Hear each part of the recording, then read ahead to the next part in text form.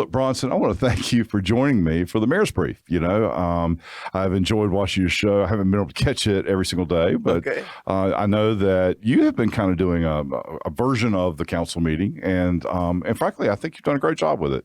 I may not always agree with every opinion, and you may not always have a complete understanding of everything that's going on from my perspective, but I do love the fact you're pulling in the clips, you're talking about it, and you're bringing it. I think it's adds a little professional quality to it, quite frankly. So, kudos for that. I appreciate that. And I appreciate you filling in today to kind of help me banter a little bit on the council meeting this past Monday night. It was a short meeting, as we know. Absolutely. And I thought we accomplished a fair amount, but the real work, the real guts was in the committee of the whole. And of course, none of that was actionable. Most all of that was just information and an opportunity to have some conversation.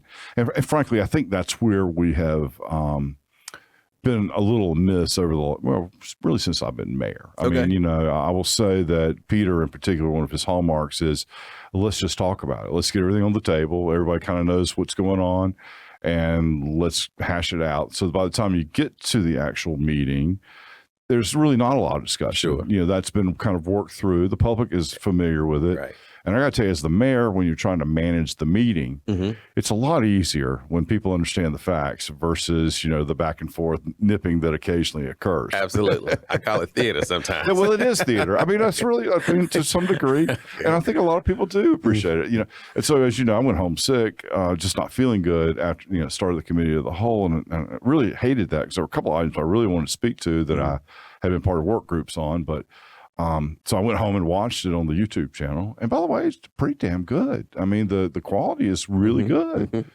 And I was really impressed with that. And I was one of about 150 people, I think, we were watching it. So I was, just kind of surprised. You never really know who's out there. Yeah, I was there. Well, me too. Yeah, of course you were. Yeah, and isn't it so much easier to do that than it is from the actual chambers? It is. That's why I be in the know, but I don't be there oftentimes. So I appreciate the technology advancement, things happening there. Absolutely. Amen. And to think that was such a battle 5 years ago. I think you even ran on it. I ran on it. Everybody ran on it. And we had to, it was this amazing, difficult thing to do, but we seem to have pulled it off, and I think it's really good. And then COVID hit. It was necessary. It was necessary. Exactly. It was. So anyway, we deviate a little bit. So let's go over the council meeting. Sure. Really, it was a pretty quick meeting. Councilman Joyner was not there. I'm not really sure where he was, but I'm sure he had a very important reason to be there where he was. Sure. We had 6 folks there. Really, it was comprised of a consent agenda. Very few people spoke. Very few people spoke. I mean, I think 4 or 5, and then we had 2 public hearings, and we withdrew 1 item off of the agenda, and that was item 11, as I recall. That really spoke to a software package that we were putting on the bus system for transit. Right. That was going to cost $1 million. And interestingly enough, and I'm sure that'll come back up a little bit later, I was unaware of what the specific issues were, so I reviewed it today. And we had 3 different competing items. The $1 million was actually the most expensive one by $500,000. Wow. And it's a 5-year contract. So when people hear $1 million, but it's over a 5-year contract. Years, sure. And the difference, at least in the package, and it was in the committee of the whole package, but quite frankly, I didn't spend the time to look at it. I mean, I didn't. Sure. But I did today. And it really was about tracking. And so I don't know how you can't just give a bus driver your cell phone. It's a little tracking app, right? Turn the tracking app on. Right. I can see where you are all the time. Right. Or put a GPS thing on the bus, or surely there's more to it than that. Probably integration is what it is. Probably, but I don't know if it's $500,000 worth of integration. But I got you. But so it was good to bring it off. We didn't have a chance to talk about it in the committee of the whole. As you know, I left a little early, but they stayed in chambers, I think, till 8:30, 9 o'clock. So, wow. But so do you have any observations over the city council meeting? I know that you looked at it, studied it. I think there was some commentary about knowing stuff, when council knew stuff, not versus not knowing stuff. We can talk about that a little bit. Yeah, absolutely. And then one of the questions I'd asked, a couple of council meetings ago was, how did that process work with the current interim manager? Like, there was not a public vote, so I'm kind of still confused by that. Sure. Well, I'll explain it to you this way, okay, best I can. I don't know, this is the official, authentic City of Rocky Mount, okay, I think, but it really came down to felt like change was apparent, and so it felt like that being the case, what would be in the best interest of everybody involved? And how do you help Keith, who I have a lot of respect for, and I like Keith, I really do. But how do you give him the best and softest landing? Sure. And at the same time, keep the city moving forward and try to find as much middle ground for everybody in the story as you can. And, we could have done that much differently. I'm sure we could have. But I'm not sure that would have been to everybody's best interest. I mean, particularly in the case of our former city manager, he's a young man. Yeah. He's got hopefully a long and stellar career in front of him. And the more of that yin yang that you try to put out there, it really has has an potential for an adverse impact for somebody like that. And so I'm trying to be sensitive to stuff like that. So that's the best answer I have. No, I think the core of the question is just it wasn't a public vote to bring Peter on, right? So let's say Durham, for instance, just on the 9th. Right. They unfortunately had to have their county manager leave. Sure.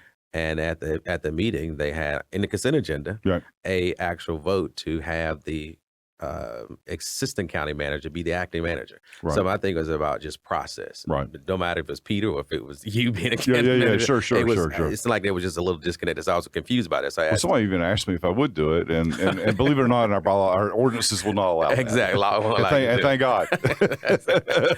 And I clearly said I am not working for y'all. If we had a smaller population, you would have been okay. But because of population, I said I love every one of y'all, but I am not working for y'all. You already know that challenge. I know exactly what that looks like. Absolutely. I don't be that ugly, but yeah, okay. So we worked the same model we did when Rochelle departed. I mean, exactly the same steps under the advice of counsel, and I can't tell you one way or the other. I mean, it was on best counsel, and that's how we approached it. Got it. And we did vote. It was a public vote. There was. But it was after a closed session. Then we opened the chamber doors a lot of times. We will do that because we have to, right? Absolutely. But sometimes on those things you don't even know where everybody's sitting. I mean, I go into that. I try to poll everybody. I try to know exactly where we are, what the issues are before what I'll consider to be a controversial vote or one that's going to generate a lot of conversation. But I've seen a lot of people flip on a lot of those conversations. So I don't ever take anything for granted. So then we just try to hold up and say, okay, is everybody kind of good with this? And then you move forward. Absolutely. Best you can. So that's the best answer I have for you. So I just missed the public vote. I believe that's right. Okay. I know, but yes. So, however, ideal world, you would do it differently. Well, and my thing is that if you did it wrong, right, just go back and redo it. That's right. What you're talking about is a technical component, and we can certainly fix that. Right. What I held to be, what I believe the spirit of the law, what I believe is the right thing to do is to give everybody the biggest and best opportunities going forward that you possibly can. Sure. Without, and clearly, you're going to have some folks who say these things, some people say these things, and but you don't. All that becomes part of a headline. Absolutely. Even because I can say it doesn't mean it has to be true. But once it gets out there, it has an opportunity to create problems for folks going forward. Creates a new life. It does, and that's to be avoided, right? That's just unfortunately, if you work in city management, you might as well be elected official. Yeah. I mean, your life is about the same. Exactly. Like I remember I had Keith on the show when I said, I don't know why anybody wants to be a city manager because you talking about the workload they have is quite interesting. Well, yeah. I mean, look, the expectation is that you do like the mayor, you're at every event out in public, you're mingling, folks, you are then expected to manage, effectively manage all departments. It's no small task. Absolutely. And you got a growing city with new ideas, new vision, things of that nature. Well, you hope you do, right? And then you've got to balance that with an elected group of officials that change every 2 years, really. Personalities change every 2 years. And so that could really cause a difference in direction. And Absolutely. it's a simple job, but it's not an easy job. Now, and again, you're talking about Monday meeting, but I want to go back to more. Yeah. That's fine. And that is, there was conversation on the previous committee whole meetings in which it was a conversation about the comp, not comp, but the comprehensive plan. Sure. And maybe walking some of that back, I think, is what the interim city manager was talking about. For me, going for this person, Right. it seemed like we definitely that broad vision. We need that where we're going, what does land use look like? Because oftentimes we see city council make a number of votes to rezone some different land because obviously our current plan is kind of outdated, right? Well, so I don't have any argument on that. I don't think there's a single member of council who will say that you're wrong in that statement. The fundamental challenge was that previous administration, however they got there, basically authorized and executed a roughly $850,000 contract without any kind of conversation whatsoever from council or direction or input even beyond maybe we want one. Right. And so I think the pause button was more of a, well, what are we buying for $850? Okay. And so if you recall in that same conversation, I was a proponent of still trying to push forward with this, even if it means holding ourselves up for 2-3 days to figure out what that means, because I think it is that important for the city of Rocky Mount that we continue to move that forward.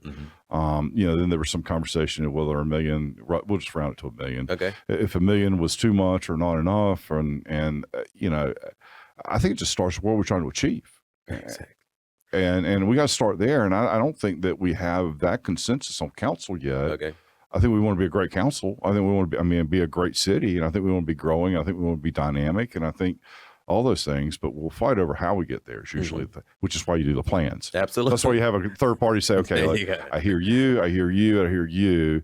And this is what I think might be the best way for everybody to get to where they're trying to go. Exactly. And so I think we've got to still push forward on that. And I think that's critical that we do that. And so, again, I had asked that we come up with a day in the next month or two. And I think Lodge, hopefully, we'll be able to do that with Peter, come up with those dates. And if not, I'll certainly be happy to take a lead on that because it is that important that we have that kind of direction for the city.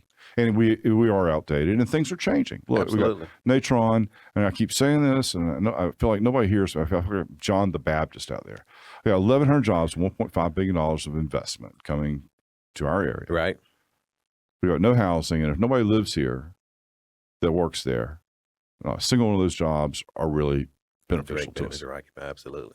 But another thing that was, I guess, at the committee whole meeting was that commuter process about Raleigh to Rocky Mount. Yeah. So, Jordan spoke about that. So the deal, there's a work group that started. It really started with the chamber. The chamber decided, hey, look, back when DMV was coming to town, a lot of folks were saying, we're not going to Rocky Mount. We're not going to make the drive. It's a problem. So they was trying to come up with some sort of alternate solution. Okay. So one of the things was, well, hey, let's just do a commuter bus. And we're not talking about like a Greyhound bus. We're talking about, basically a travel bus that your Carolina basketball team would be a part of, or Duke, and has Wi-Fi. It's very comfortable. And if you can create that loop back and forth to Raleigh, then that's where people were living. Then that's a good thing. So flash forward, it never really got any legs. Good news is a lot of those people did quit. And the other good news is a lot of those people live here in Rocky Mount. Oh, wow. Okay. In the area. I'm telling you, it has been tremendous. I mean, the recruitment class, and we'll come back to that. But so then this next question is, we're dealing with the Gateways Partnership, and we're dealing with, I'm sure Nash County is dealing with it similar fashion. Everybody says, well, great, where are people going to come from? And you start looking at the radius concentric circles out. And when you get out about 60, 70 miles, 90 miles, we have about 3-4 million people in our catchment area. Wow. But they don't live here. So the question is, how do you create access? How do you create that? And so during all of this, we had sort of a little small discussion work group with the COG was part of it.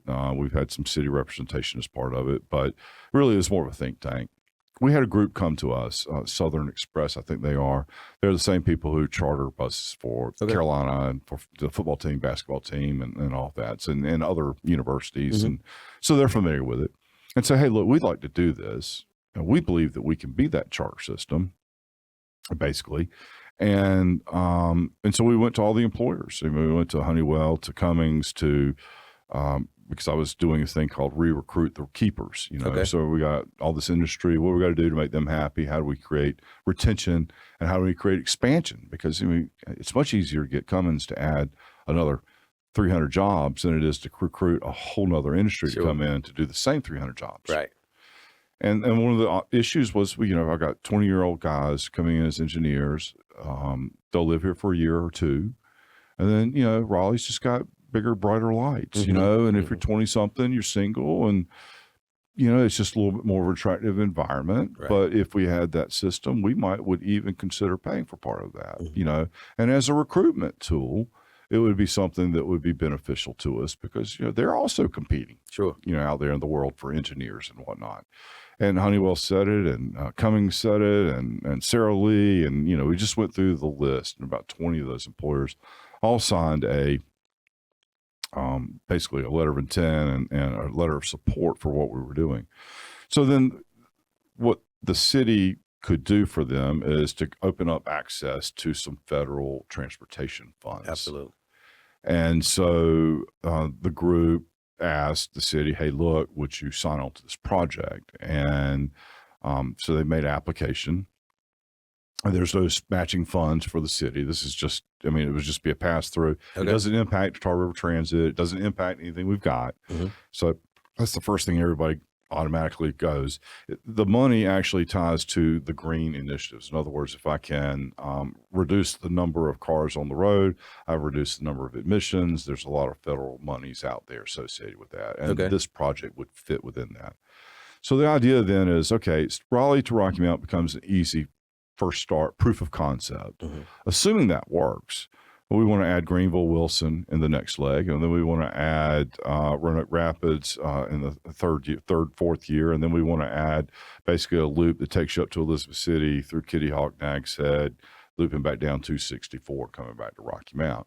And so the idea now is we can produce this catchment area of folks who can live in place, but they can come to Rocky Mount. And what I want out of it is I want us to be the hub. Got it. I want us to be the hub because I believe that if I'm signing on to this program, at some point I'm going to say, I really want to live in Rocky Mount. It's just easier. This is fine. But you got to create that affordable way for folks to be able to get back and forth too. Absolutely. When you look at what keeps people in poverty, either it's childcare or it's like consistent transportation. Yeah. So if I can create a job no matter where you live and I can create the consistent transportation back and forth that's more than affordable and maybe even something that the government will pay for or that your employer will pay for, well, that's just a win for us. Absolutely. And it helps us recruit more industry and. So, Jordan did a good job of going over the grant, what we were doing in the committee of the whole. I don't think he understood or was even maybe as familiar with the entire backstory there. But I'm excited about that. I think that's something that has a real opportunity to grow some legs that really will give us some opportunity. You think there will be electric buses? Or Dude, I don't know. That's way down look, I'm just trying to get people to show back and forth. You know what? I know if we're talking about emissions, it'll certainly reduce emissions. Right, exactly. That's what we make that. And quite frankly, I'm agnostic on that. But if it helps us get the money to create the program, I'm 100% in. Got it. So, then it made me think about other conversation that was had before about microtransit one time and where that was. Yeah. So, again, we were able, Carrie was very helpful in that, my chief of staff, in helping us find DOT support money for a grant to go and do a study on microtransit. So, Wilson has been able to do this. It's an Uber-like service. Their problem is it's been so successful, they can't figure out how they're going to continue to afford it. Wow. Okay. Everybody's signing on to it. And that's a great thing. That tells you there's a market for it. So our study came back. And what it proposed is that we do sort of a hybrid where we keep our fixed bus lines and where we add that individual point A to point B, micro transit component to it. I was disappointed personally in the study because what I'd wanted to see, so what it does is where ridership's high, it keeps the fixed line. And where ridership is low, then it, right. Well, where ridership is high, it tends to be neighborhoods where there are less affluent folks who are living there. Okay. I would like to see it in reverse. Because I take the bus every now and again because one, I love public transportation. I really do. I'm the guy who's do the subway, right? But because you meet interesting people. Sure you do. But so I did just a little journey. So I live out by the City Lake in West Haven. Bus stops right there at the lake. Waited for the bus. Takes me downtown. I get the change. I pick grocery store. I'm going to go to out to Harris Teeter. There's no stop there, by the way, so I got to cross the street. Okay. But so I got to go. I got to transfer. I get back on the bus. We make however many stops until we get out on the hospital route. They drop me off somewhere around CVS. I had to toddle across to go to the grocery store and then walk back. For me to go from my house, which is kind of not far, Mm-hmm. to the grocery store and back, it's an hour and a half. Wow. That's the transportation piece. So if I've got a kid and take care, or if I've got some other need where I need to get from point A to point B, and I'm spending 3 hours to go 2 miles, 3 miles, Yeah, well, that seems problematic to me. Yeah. Absolutely. And if we really are trying to find employment or at least opportunity, look, I can't make anybody do anything. We can't make anybody do anything. But if you can at least create systems in place where people can have a better opportunity, then I think that's what we should be doing. So I felt like this study fell short. From an economic standpoint, it makes all the sense in the world, and there are certain opportunities where, the point A to point B, on demand would work. But so we are in some process of implementing that, and it's just grinding through where we are as a city. But I just want to kind of get it started, and then I think maybe we have a chance to modify it as we go forward. But again, I really think that you want to put that in more impoverished communities and neighborhoods because it's a big deal. Yeah, it helps with the quality of life for sure, right? Well, I mean, think about it. I mean, if it took you 3 hours to commute back and forth to work, I wouldn't go. of course you would. Well, how many times do you think you're going to be late? That's right. And really no fault of your own even.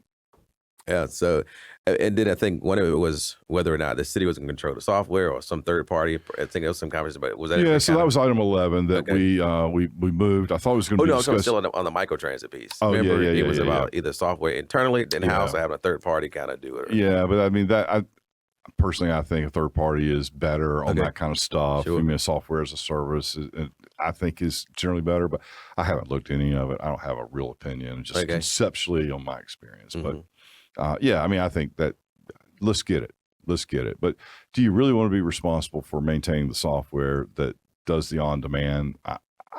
I don't want to be. Right. Is Wilson's third party or is... Yeah, I don't know. Okay. I don't know. I've just looked at this from just a macro standpoint there with great envy, I might add. Great envy, I might add. But I mean, I think that's great. But, why couldn't you come in even with a hybrid system? I'd be willing to pay for it. We've got 2 Uber drivers in Rocky Mount that I know of when I pull up my Uber. Okay. I have been successful in some cases getting to the place, but a lot of times they will not be there when I need to get back. Mm-hmm. Well, I mean, just to have that kind of reliability, I'd be willing to pay market price for that, even though it's on the city infrastructure, So there's got to be a way to do this, and I think it's a conversation we need to continue to have, and I think we need to understand it a lot more though before we just rush into something. Absolutely, makes a lot of sense. Yeah. A lot of sense indeed. I guess we go back to Monday's conversation. And there was a couple of speakers there during the process, and some of the conversation was about the $9 million of overcompensated employees, and really trying to dig down and get details about it. Seems like Councilman Knight said, "Hey, you got the information, but the folks ain't got the information." So it was kind of weird. So that's why I kind of talked about that the other day. Because it didn't quite make sense. It seems like there's ideal or thought process that if it doesn't come from the manager, that a mayor or a council person shouldn't say anything about it. And how do we get even that tone? Well, I think and I certainly, I think maybe it could have come across that way. I think the truth is that we don't really know yet. Okay. I think the way I interpret it, I mean, what Peter's only been in place for 45 days ish. I think they've and we lost our finance manager in this process. And so I think that we've run the initial tapes, and I believe these are the estimates, and I believe this is where we're going to find ourselves. But there's been a move and discussion to try to find a third party. I won't really call it an auditor, but somebody come in and validate the numbers and just understand where we are. We never really got a copy of the comp and pay study. We do know that we have given out some significant increases, and I'm not going to argue one way or the other whether they were good, bad, or indifferent. I mean, Sure. but just don't know, I think, is the real answer. So I'm hesitant to go out in public and say with any kind of great authority, this is what it is. Back to the, what I say in this case has the opportunity to impact people's lives in an adverse way, and I certainly don't want to be a party to that. Mm-hmm. But it's facts, and we call balls and strikes. I'm all in on that. But I just don't feel like I feel like we have an idea. Okay. And I think we talk about the notion of kind of the ballpark that we're in. Okay. But even in that same council meeting, you had Councilman Daughtridge saying, okay, well, let's explain the other $6 million. Was it for some cost overruns or was it for something in previous years that are carryovers? Right. And you got the answer, no, it was really some land. And, but in a previous meeting, there had been a suggestion that maybe it was. Yeah. So I think what we do know is that we believe. What we know is that we believe that we're off about $9 million or $6 million and in obligation. But I don't think that I'm certainly not willing to go out and say that with any absolute certainty. Yeah. And I think that's maybe the tone of the spirit perhaps in which that was spoken to. There's a reason to question. We both know Councilman Knight. He is not afraid to say something in the affirmative Sure. if he believes it, right? And I believe he believes that, and I believe it too. Right. But I don't know that we know that we know that we know that we know, and I just want to be careful about that. Which makes me think about the internal auditor that exists for the city, right? So that was put in some years ago, and right before you became the mayor, the internal auditor reported to the mayor, right? And so, and then they moved that to the city manager. So once I became mayor, yeah. So it's maybe there needs to be a conversation. Like this is a situation in which you bring that conversation back and say, "Oh, wait a minute. If we had a actual, and I'm not saying the internal audit isn't functioning, but if there was this alleged money that's not right, that you should have been defined it a long time ago. Because if the budget is $91 million for the general fund part. And you're talking about $10 million. You're talking about almost 12% or so of a budget. That to me. And if you'll recall, and this is the fundamental issue that I have of where we are. We didn't know. I asked for it. I screamed for it. We try to do smaller budget work sessions and meetings to be able to create some flexibility and to be able to have some real dialogue about where that was, and never got any answer, any more data. And finally, when it came down to time to pass the budget, I had produced basically an administrative policy to be able to get council to the place they were comfortable to even pass the budget. Nobody really was comfortable. They knew what it was in it. Okay. And that was the fundamental issue that I think we're still confronted with. Okay. And I think we're still at a place that we don't really fully understand. So, yeah, we did pass that budget, but, there were all kinds of things to it. Like, there was $8 million that we're going to apply toward housing, but not until we have a plan do we want to see that budget made. We executed a contract for $850,000 without council approval or input. This is a great conversation, but, our time is out, brother. And I want to thank you for coming and talk about this. And maybe we carry this up on your show. Be happy to talk anytime. You can stop by anytime. I'm there every morning. All right. Thanks, brother. Thank you.